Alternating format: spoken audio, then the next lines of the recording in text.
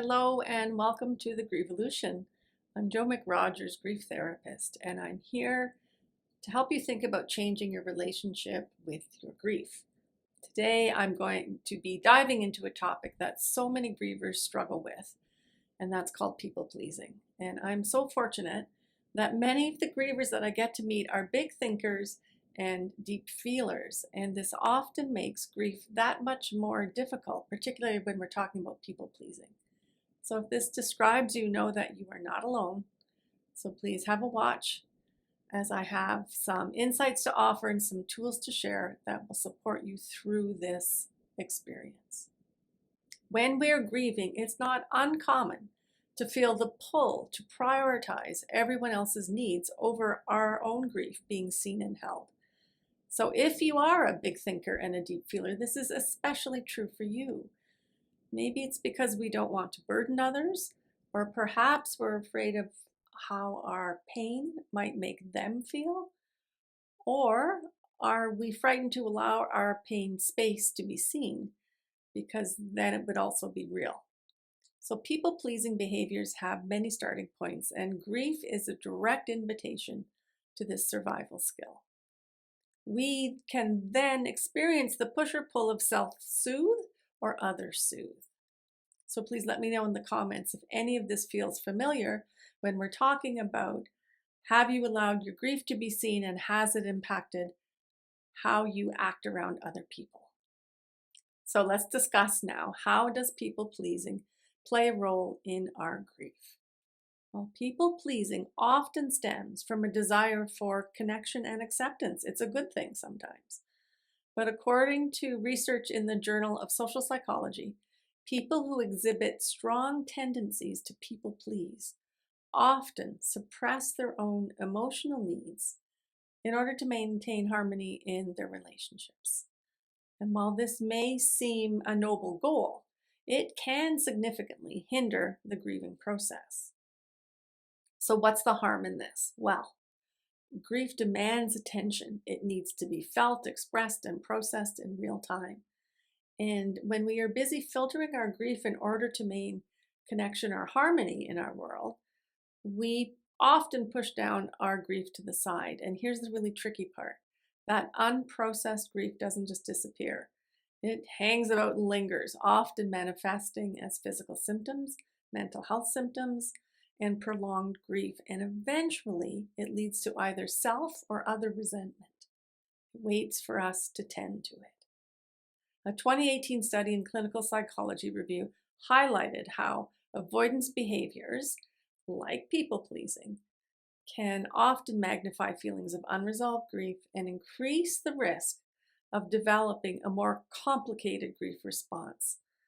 This can lead to a condition where the pain of the loss is so intense that it disrupts daily life for an extended period of time. So what does this all mean? The first step is to recognize the behavior, the people-pleasing behavior. Ask yourself, am I saying yes to things that I don't have the capacity for? Am I ignoring my own grief in order to meet the expectations of others? Am I comforting them? Awareness is always the beginning of change. And next, it's about setting boundaries. There's always boundaries in grief. And yes, I know that's easier said than done, but boundaries are essential for tending to your grief. So please remember, saying no to others and their expectations can mean saying yes to yourself and your grief. So these are the guidelines that I suggest.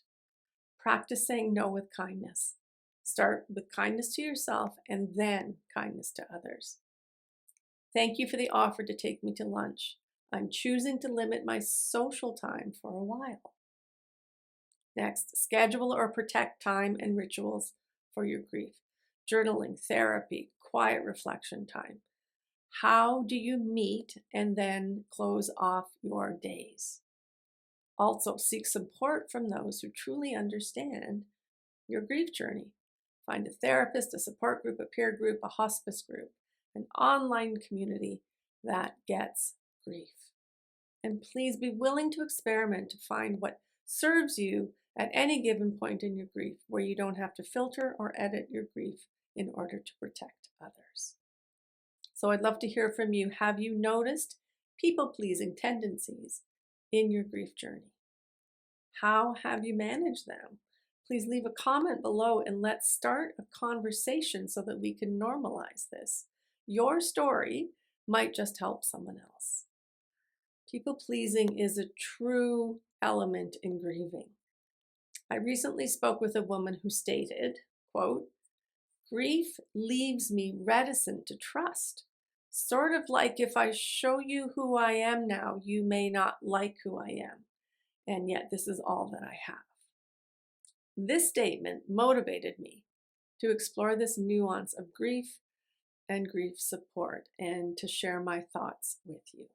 When I asked her permission to share these thoughts, she responded with, "Yes, if it helps just one, isn't it worth it?" So I am so thankful for her perspective, her words, and her permission. So thank you for being here today with me. And remember, grief doesn't have to be done alone, and it doesn't have to be done perfectly. So please, if you're looking for a community that truly gets it, I invite you to explore the services of the Grievolution. I've created spaces where grievers can feel seen, heard, and supported as they navigate their own unique grief in their own unique manner. And as you find your way with tending to your grief outside of people-pleasing behaviors, I send you kind thoughts, kind words, and a kind heart. Thank you and take good care.